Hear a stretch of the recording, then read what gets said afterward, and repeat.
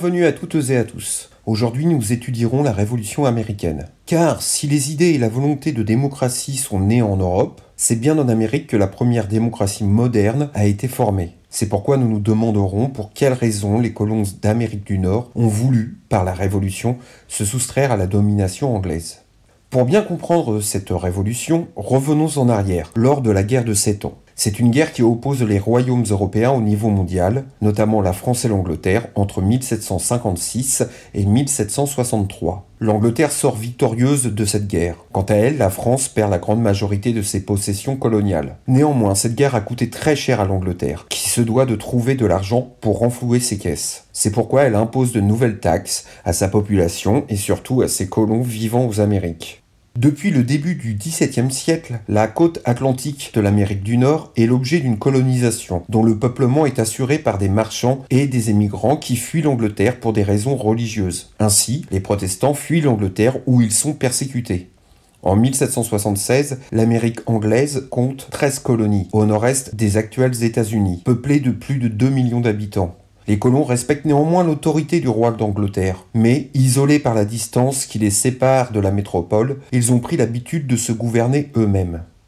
Seulement, en 1764, pour améliorer ses finances après la guerre de 7 ans, l'Angleterre décide d'imposer des droits de douane sur certains produits importés en Amérique, et cela sans concerter les colons américains. Mais les colons refusent d'obéir et de payer des impôts à la lointaine Angleterre. En effet, les impôts étaient illégaux s'ils n'étaient pas consentis par ceux qui les payaient. Or, il n'y a pas de représentants des colons au Parlement de Londres afin de faire valoir leurs revendications. Toutes ces taxes et cette absence de représentation exaspèrent les colons américains. Certains d'entre eux prennent alors le nom d'insurgents, insurgés en français, ou de patriotes, pour signifier leur sentiment d'appartenance à l'Amérique et pour s'opposer à la Grande-Bretagne. Après avoir revendiqué pacifiquement ce qu'ils considèrent leurs droits, mais sans succès, ils prennent alors des moyens plus radicaux pour se faire entendre. Tout cela aboutit à des manifestations sanglantes, et en 1773, dans le port de Boston, des colons américains prennent d'assaut des navires britanniques transportant du thé et jettent la cargaison à l'eau. Cet acte de désobéissance civile montre le désaccord des patriotes face aux taxes britanniques. On donnera le nom de Boston Tea Party à cet événement important de l'histoire américaine. Cette Boston Tea Party scandalise le roi anglais, George III, qui envoie immédiatement des troupes armées pour battre les rebelles. La détermination des colonies et le refus du roi d'Angleterre aboutissent à une guerre, à savoir la guerre d'indépendance. Un an plus tard, en 1774, un homme politique, Benjamin Franklin, convoque les représentants des 13 colonies à se réunir en congrès à Philadelphie. C'est ce qu'on appelle le congrès continental. Là, ils organisent la révolte armée.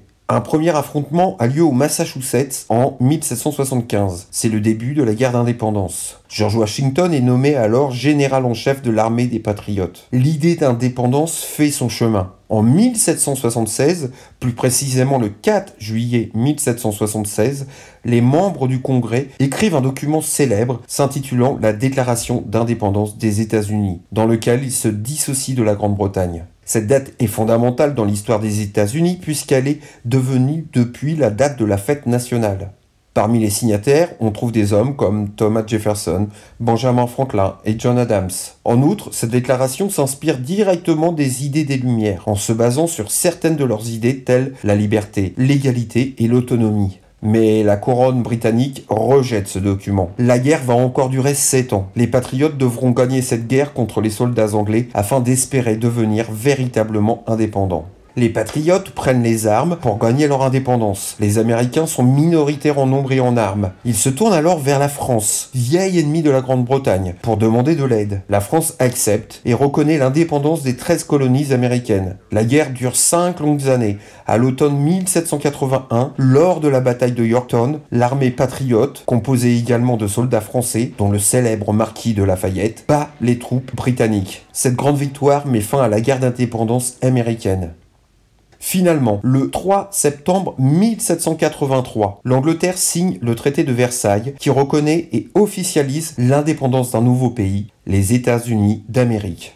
4 ans plus tard, en 1787, les représentants des 13 États se retrouvent à Philadelphie et rédigent leur constitution, inspirée de la philosophie des Lumières. On y retrouve les idées de séparation des pouvoirs, de droit à la propriété et d'égalité entre les individus. Mais cette constitution, reconnaissons-le, possède des limites, puisque seuls les propriétaires blancs les plus riches ont le droit de voter. Quant à eux, les Indiens, les Noirs, les femmes, les serviteurs n'ont aucun droit. Sur les bases de cette constitution, 2 ans plus tard, en 1789, George Washington est élu premier président des États-Unis d'Amérique.